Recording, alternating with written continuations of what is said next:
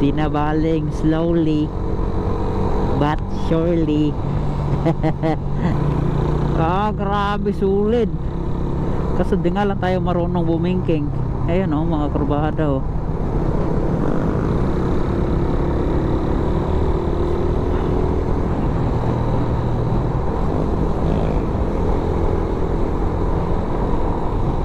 Ganda rin ang sunrise. Yan oh.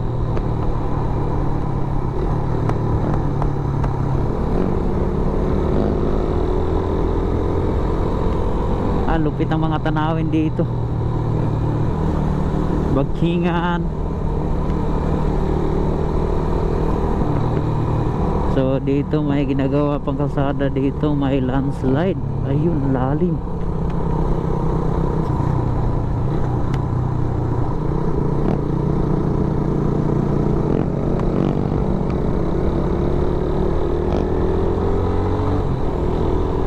Ang bibilis ng kasama natin.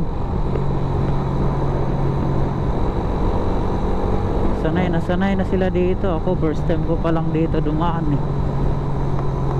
Ayan ang mga kurbada oh.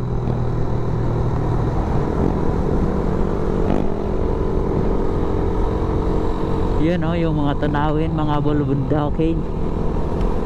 Nagsisilakihang mga kahoy. Yan ang hagdalan ng lamig dito mga kasi yung mga malaking kahoy.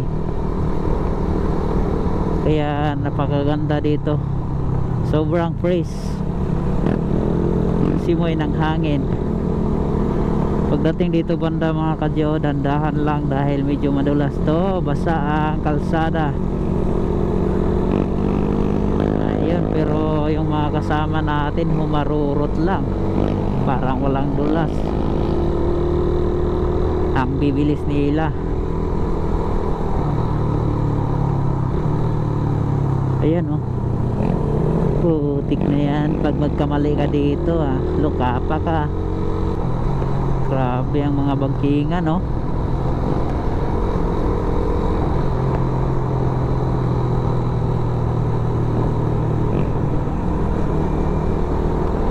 Tinabaling slowly but surely.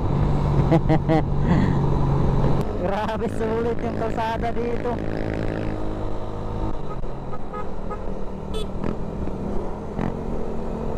May kabayo pa sa gitna.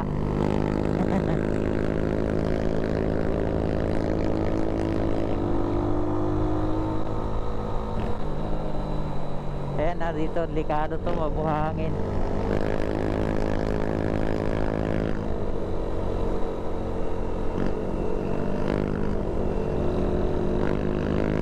Ayan o, lagi birit na birit.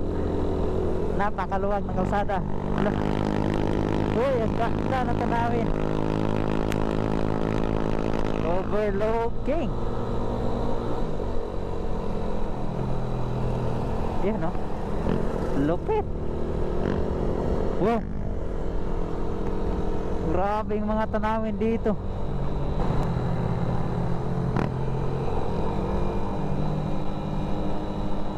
Down to the hill. Tas ang ganda ng kalsada. Sana ganito lagi mga kalsada dito sa Pinas oh. Hindi mainit, sobrang lamig. At napakaganda pa.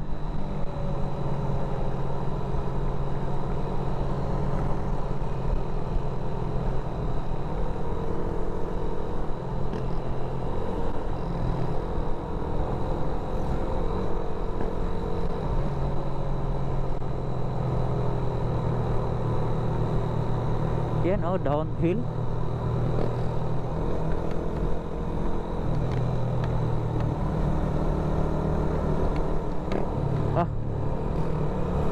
Iba't ibang uri ng kabundukan dito. Ang gaganda ng view, ang gaganda ng tanawin.